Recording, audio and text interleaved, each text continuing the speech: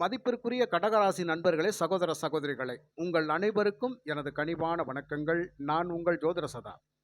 கடகம் ராசி நண்பர்களுக்கு 2024ஆம் வருடம் டிசம்பர் மாதம் ராசி பலன்கள் என்ன, எப்படி இருக்கும், நடக்கக்கூடிய பாசிட்டிவான பலாபலன்கள் என்னவாக இருக்கும் அப்படிங்கிறத பற்றி ஒரு தெளிவான விளக்கத்தோட பொதுவான பலனாக நம்ம இந்த பதிவில் பார்த்துடலாம். கடகராசி நண்பர்களை பொறுத்த மட்டும் கடந்த காலங்கள் அப்படிங்கிறது நமக்கு கண்டக சனியிலேருந்து வந்திருக்கிறோம், அஷ்டம சனியிலேருந்து வந்திருக்கிறோம். கிட்டத்தட்ட ஒரு 5 வருட காலங்கள் அப்படிங்கிறது நம்மளை கசக்கி பிழிந்த காலம். சனி பகவான் கசக்கியை பிழிஞ்சிட்டாருன்னே சொல்லலாம். எந்த அளவுக்கு வாட்டி வதைக்கணுமோ, பொருளாதார ரீதியாக எந்த அளவுக்கு நம்மளை வாட்டி வதைக்கணுமோ அத்தனை விஷயங்களையும் நம்மளை வாட்டி வதைச்சிட்டார். கடகராசி நண்பர்களைப் போல கஷ்டப்பட்டவங்க யாருமே இல்லைன்ற மாதிரி தான் நம்ம சொல்ல முடியும். ஏன்னா உங்களுக்கு எதையெல்லாம் நீங்கள் இழக்கக்கூடாதுன்னு பாதுகாத்து வைக்கணும்னு நினைச்சிங்களோ அப்பேற்பட்ட பொருளாதாரத்தை எல்லாம் நீங்கள் இழந்து எவ்வளவோ கஷ்டப்பட்டு, ஏன் நிறைய பேர் நடுத்தருவுக்கு வந்துட்டோன்னு கூட சொல்லுவீங்க. அதாவது இந்த ராசியில் பிறந்ததே வேஸ்ட்டு, இருக்கிறதா வேணாமா, போய் கூட சேர்ந்துடலாமே, அதுக்கும் கூட வழி பிறக்க மாட்டேங்குது அப்படின்னு கூட நிறைய நண்பர்கள் சொல்லி நீங்கள் தவிச்சுக்கிட்டு இருப்பீங்க. அந்த அளவுக்கு உங்களுக்கு கஷ்டங்களை சிரமங்களை கொடுத்து உங்களை பாடா படித்திருக்கோம் அப்படிங்கிறத மறுக்க முடியாத உண்மை. இருந்தாலும் எப்போவுமே கடந்த கால வாழ்க்கையும் நம்ம கடந்து வந்த பாதையும் நினச்சி பார்த்தா நம்ம வரக்கூடிய கடக்க போகின்ற பாதையை பற்றி நம்ம சிந்திச்சு கரெக்டாக பயணிச்சுக்கிறோம் அப்படிங்கிறது தான். பொதுவாக சில விஷயங்கள் கடந்து போன விஷயங்களை பற்றி நம்ம தெரிஞ்சாதான் வரக்கூடிய எதிர்காலத்தில் நம்ம எப்படி நம்ம அதிலேருந்து விடுபட்டு நம்ம எப்படி நம்மளை சரி பண்ணிக்கிறது அப்படிங்கிற மாதிரியான ஒரு விஷயத்தை நம்ம புரிஞ்சுக்கிற முடியும் இல்லைங்களா?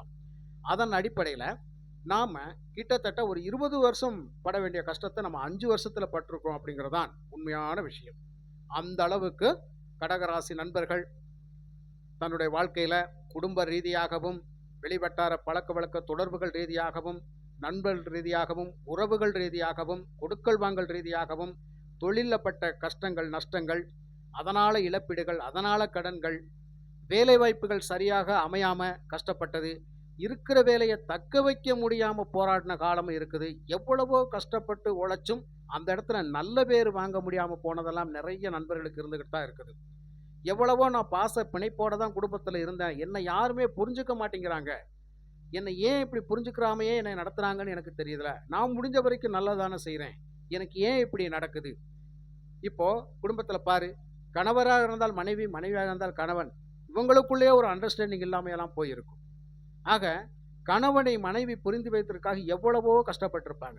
என்னை நீங்கள் புரிஞ்சுக்கங்க, நான் எதுக்கு சொல்கிறேன்னு ஒரு நிமிஷம் கேளுங்க, நான் நல்லது தானே யோசிக்கிறேன், நான் நல்லதானே சொல்கிறேன், இன்னும் ஏன் இந்த மாதிரி பேச்சுவார்த்தையில் கேட்க மாட்டேங்கிறீங்க, ஏன் தவறான வழியில் இந்த மாதிரியெல்லாம் மனைவி கஷ்டப்பட்டிருப்பாங்க. ஆனால் புரிதல் அப்படிங்கிறது இல்லாமல் இருந்திருக்கும். அதே மாதிரி தான் கடகராசி ஆண்களும் அதே மாதிரி தான்.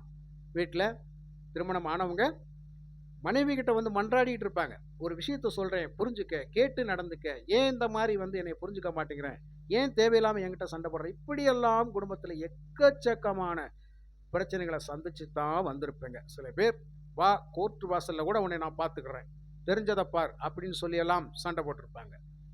ஆக சில பேர் பார்த்தீங்கன்னா பிள்ளைகளுக்காவது நம்ம வாழ்ந்தாகணுமே அப்படிங்கிற மனதில் அந்த ஒரு அச்சம் பயம், அதனால் கூட நம்ம அடித்து பிடிச்சாலும் நம்ம பிள்ளைகளுக்காக வாழ்ந்தாகணும்னு சொல்லி நிறைய கடகராசி நண்பர்கள் அதுக்காகவும் வாழ்ந்துக்கிட்டு இருப்பீங்க. சில பேர் கௌரவத்துக்காக நம்ம என்ன செய்கிறது, அடித்தாலும் முடித்தாலும் கௌரவத்துக்காக நம்ம வாழ்ந்துதான் ஆகணும் அப்படிங்கிற மாதிரியான ஒரு சூழ்நிலைகள். இப்படியாக கடகராசி நண்பர்கள் கடந்த 5 வருட காலங்கள் அப்படிங்கிறது 20 வருடம் படக்கூடிய கஷ்டத்தை பட்டிருக்கீங்க அப்படிங்கிறது மறுக்க முடியாத உண்மை. எப்பயாவது நம்ம வாழ்க்கையில் ஒரு நல்ல காலம் பிறக்கும் ஐயா, நம்ம கண்ணீரும் கம்பளையுமா இருக்கிறோமே, இந்த கஷ்டகாலம் மாறுமா, இந்த கண்ணீரை துடைக்க முடியுமா, இப்படியெல்லாம் எதிர்பார்த்து காத்து கொண்டிருக்கிற கடகராசி நண்பர்களுக்கு ஒரு பாசிட்டிவான பலாபலன் கிடைச்சா நல்லதான ஐயா. அப்போது சொல்கிற ஜோதிடம் கூட கொஞ்சம் நம்மளை மனசை ஆசுவாசப்படுத்தி நம்மளை தைரியமாக தன்னம்பிக்கை ஊட்டுற மாதிரி பலன் கிடைச்சா அதையாவது பற்றி பிடிச்சிக்கலாம். ஆனால் சொல்கிறது பூராமே உனக்கு ஒரு நெகட்டிவாக நடக்கும் அப்படி இப்படின்னு சொன்னால் கூட எங்களால் தாங்கிக்கிற முடியாது ஐயா, முடிஞ்ச வரைக்கும் எங்களுக்கு ஒரு நல்ல பலனை சொல்லுங்கள் அப்படின்னு தான் இந்த கடகராசி நண்பர்கள் கேட்டுக்கிட்டு இருக்கிறீங்க. இதையெல்லாம் கண்டிப்பாக நீங்கள் அனுபவித்து இருப்பீங்க அப்படிங்கிறத மறுக்க முடியாத உண்மையாக இருக்குது. இருந்தாலும் இந்த டிசம்பர் மாதத்தை பொறுத்த மட்டும் உங்களுக்கு 5ஆம் இடம் அப்படிங்கிறது வலுப்பெறுது அப்படின்னு தான் சொல்ல முடியும். இந்த 5ஆம் இடத்தில் சூரியன் அவருடைய நட்பு வீட்டில் இருந்து அவர் 7ஆம் பார்வையாக உங்கள் லாபஸ்தானத்தை பார்க்கிறார். அந்த லாபஸ்தானத்தில் இருக்கக்கூடிய குரு பகவான் 7ஆம் பார்வையாக இந்த சூரியனை பார்ப்பது இந்த காலகட்டத்தில் நமக்குன்னு ஒரு மதிப்பு மரியாதை கிடைக்குமா அப்படின்னு எதிர்பார்த்துக்கிட்டு இருக்கிற கடகராசி நண்பர்களுக்கு நிச்சயமாக அது கிடைக்கும். அப்போ மன ரீதியாக சந்தோஷத்தை நம்ம அடைய போறோம். இது வரைக்கும் ஒரு மன விரக்தியில் இருந்த கடகராசி நண்பர்களுக்கு அந்த மன விரக்தி அப்படிங்கிறது மாறப்போகுது. ஒரு சந்தோஷமே ஒரு கேள்விக்குறியாக இருக்குதே நினைச்சவங்களுக்கு சந்தோஷம் கண்டிப்பாக பிறக்கும். அந்த வழியில் எந்த ஒரு குறைபாடும் கிடையாது. நம்மளுடைய முயற்சி முன்னேற்றங்கள் அப்படிங்கிறது எந்த சூழ்நிலையிலையும் தடைப்பட போறது கிடையாது ஐயா. ஆக இந்த குரு பகவானும் சூரியனும் நேருக்கு நேர் பார்வை அப்படிங்கிறது இந்த காலகட்டத்தில் உங்களுக்கு மிக மிக ஒரு அற்புதமான பலாபலனை தரக்கூடிய அமைப்பில் இருக்குது.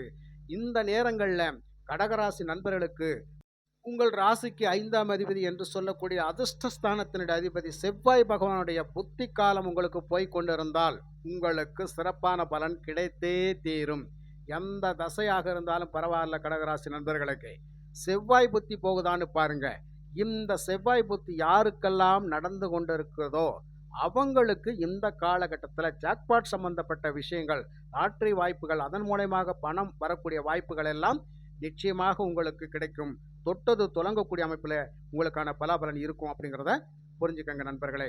ஆக நீங்கள் என்னதான் பலாபலன் சொன்னாலும் எங்களுக்கு ஒன்றுமே நடக்க மாட்டேங்குதுன்னு சொல்கிற நண்பர்களுக்கு தான் நான் இந்த விளக்கத்தை கொடுத்துருக்கிறேன். மற்றபடி உங்களுக்கு பாக்கியாதிபதி என்று சொல்லக்கூடிய குரு பகவானுடைய புத்தி போய் கொண்டிருந்தாலும் பிரச்சனை இல்லை. நீங்கள் எந்த தசையில் இருந்தாலும் செவ்வாயினுடைய புத்தியோ குருவினுடைய புத்தியோ போய் கொண்டிருந்தால் இந்த புத்தி காலங்கள் இந்த டிசம்பர் மாதத்தில் உங்களை நல்வழிப்படுத்தும். உங்களுக்கான ஆதாயத்தை கொடுத்தே தீரும். நீங்கள் எடுக்கின்ற ஒவ்வொரு முயற்சியும் வெற்றி பெறும். தொழில் ரீதியாக, வேலை ரீதியாக, வருமான ரீதியாக, குடும்ப ரீதியாக அத்தனை விஷயங்களிலும் நாம் ஒரு டார்ச்சர் இல்லாமல் இருக்க போகிறோம்.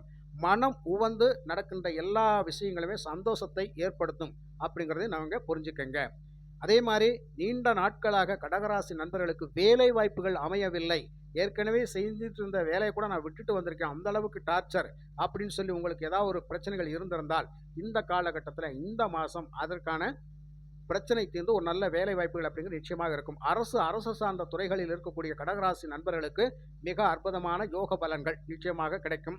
அப்போது உங்களுடைய திறமைகள் அப்படிங்கிறது, வேலை நுணுக்கங்கள் அப்படிங்கிறது சிறப்பாக இருக்கும். மேல் அதிகாரிகளுடைய பாராட்டுதல்களை நிச்சயமாக பெறுவீங்க.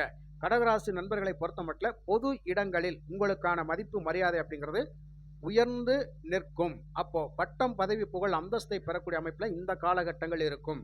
குருவும் சூரியனும் நேருக்கு நேர் பார்க்கின்ற இந்த காலகட்டங்களில் தான் அதற்கான வாய்ப்புகளும் நிச்சயமாக கிடைக்கும் நண்பர்களே. ஆக 5ஆம் இடமும் 11ஆம் இடமும் வலுப்பெற்று இருக்கின்ற ஒரே காரணத்தினால இந்த டிசம்பர் மாதம் அபிலாசைகள் உங்களுக்கு பூர்த்தியாகும், தேவைகள் நிவர்த்தியாகும். ஏன்னா 11ஆம் இடத்தின் மூலமாக லாபங்கள் பன்மடங்காக இருக்கும். இந்த லாபஸ்தானத்தில் யார் இருக்கிறது? குரு பகவான் இருந்து 5ஆம் பார்வையாக உங்களுடைய 3ஆம் இடம் முயற்சி ஸ்தானத்தை பார்க்கிறார். 7ஆம் பார்வையாக உங்களுடைய லக்ன ராசிக்கு 5ஆம் இடத்தை பார்க்கிறார். அந்த 5ஆம் இடம் அதிர்ஷ்டத்தை பெறுகின்றது. அதே மாதிரி 9ஆம் பார்வையாக உங்களுடைய ராசிக்கு 7ஆம் இடத்தை பார்க்கிறார். ஆக பிரிவினையில் இருக்கக்கூடிய கடகராசி நண்பர்களுக்கு நிச்சயமாக குடும்ப ரீதியாக களத்திரத்தின் வழியாக இருக்கக்கூடிய பிரச்சனைகள் தீர்ந்து நல்ல முறையில் ஒன்று சேர்ந்து வாழக்கூடிய அமைப்பில் இருக்க போகிறோம் இல்லைங்களா?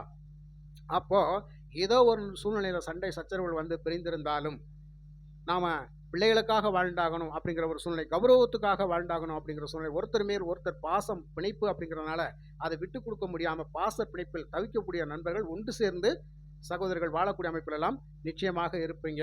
அதில் எந்த ஒரு மாற்று கருத்தும் இல்லை. ஆக இந்த டிசம்பர் மாதத்தை பொறுத்த மட்டும் நிறைய விஷயங்கள் அப்படிங்கிற உங்களுக்கு பாசிட்டிவாகத்தான் நடக்கும்.